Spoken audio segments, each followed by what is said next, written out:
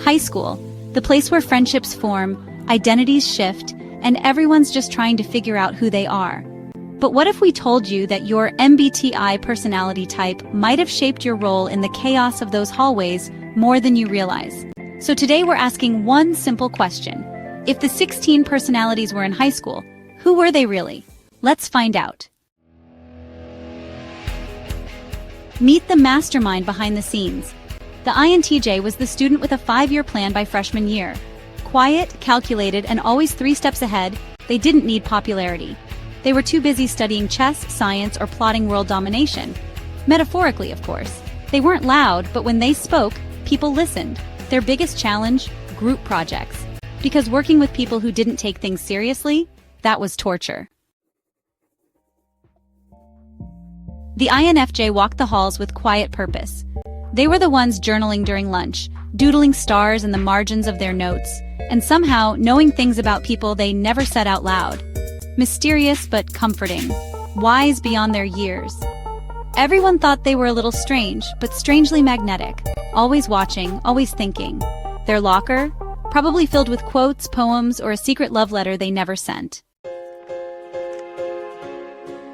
NTPs were the walking encyclopedia, with messy hair and a head full of theories. They forgot assignments but aced every test. They skipped parties to finish a video game mod or deep dive Reddit thread. Emotionally, kinda detached, but intellectually, unstoppable. You'd find them questioning the teacher mid-lecture or getting lost in thought during roll call. To them, high school was just a stepping stone to something more interesting. INFPs were the ones writing poetry in their notebooks and staring out windows during algebra. They cared deeply about justice, about love, about being true to themselves. They probably had a favorite English teacher who really understood them. Their outfits? A bit eclectic, because why not express your soul with accessories? They might have felt like outsiders, but they had an aura that pulled the right people in. You knew exactly who the ENTJ was. Class president, debate team captain, leading group projects, and maybe running a startup on the side. They didn't just want the A, they wanted to change the system that gave the grade. People respected them, even if they were a little intimidating. If there was a rule they didn't like, they challenged it, and often won. ENFJs were the ones who knew everyone, and somehow made time for them all. They could be the yearbook editor, the peer counselor, or the one who always noticed when someone was having a bad day. Teachers loved them, students confided in them. Their emotional intelligence? Off the charts. But behind the smiles, they often carried the weight of everyone else's problems. ENTPs were the ones who sat in the back, but somehow dominated every class discussion. Witty, unpredictable, and absolutely allergic to boredom. They debated teachers for fun and had a new project or scheme every week. They were entertaining, exhausting, and completely unforgettable. Rules, suggestions. ENFPs were the spark of joy in the cafeteria. They floated from group to group, made everyone laugh, and wore their hearts on their sleeves. Their binders? A mess. Their ideas? A mile a minute.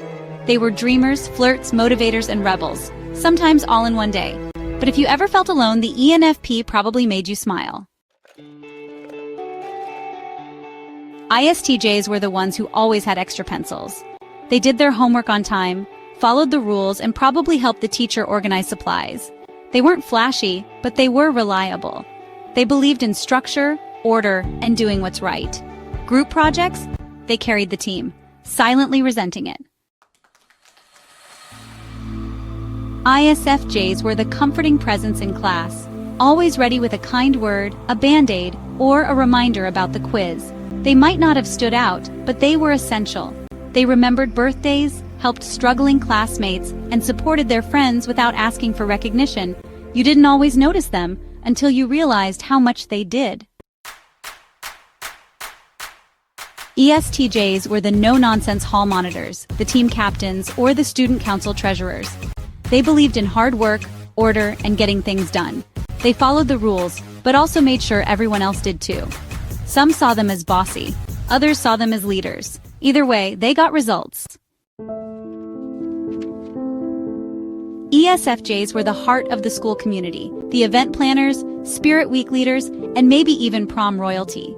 They remembered everyone's name, complimented your outfit, and checked in if you looked down. They thrived on connection, belonging, and keeping everyone happy. Their challenge? Taking care of themselves as much as they did others. ISTPs were quiet, observant, and always had a thing.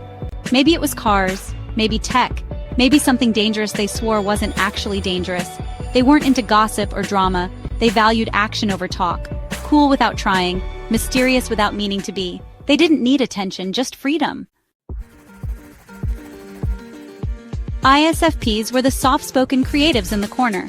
Sketchbook always in hand, headphones on, feeling everything and saying little. They dressed with flair, whether it was vintage, boho, or just uniquely them. They loved quietly, expressed themselves through art, and sometimes vanished for days when emotions ran too deep. ESTPs lived for adrenaline. They were the daredevils, the class clowns, the ones always pushing the limit. They got in trouble, but also got out of it with charm. They played hard, lived fast, and made every day feel like an adventure. School was a playground, and they were here to win. Last but not least, the ESFP. They were the performers, the entertainers, the best dressed in the yearbook. They brought joy, energy, and a whole lot of sparkle to school life. Every moment was a chance to shine, and help others feel seen too. They were loved for their vibe, but what they craved most, real connection. So, who were you in high school? Did this hit a little too close to home? Let us know your type in the comments, and what your high school experience was really like. And if you want more MBTI deep dives, soul-level insights, and a few laughs along the way, subscribe, because we've got plenty more coming your way.